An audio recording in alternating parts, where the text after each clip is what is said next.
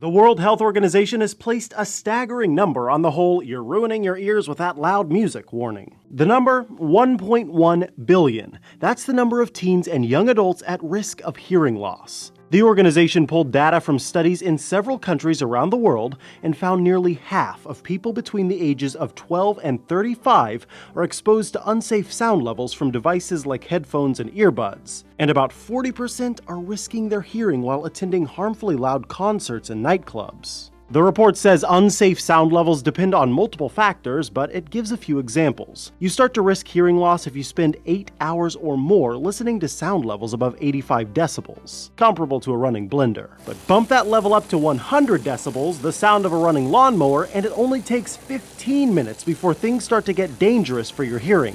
A doctor with the World Health Organization explains why it's important to play it safe with your hearing, warning, once you lose your hearing, it won't come back. Taking simple preventative actions will allow people to continue to enjoy themselves without putting their hearing at risk. So what can we do to keep our hearing sharp and intact for years to come? The same thing that's always been suggested. Turn down the volume, limit listening, visit the ear doctor, etc. The problem with these suggestions, and the warning as a whole, is that teens and young adults have been cautioned to turn down the volume for years. And yet, according to the World Health Organization, half of the 360 million people with moderate to profound hearing loss could have avoided it.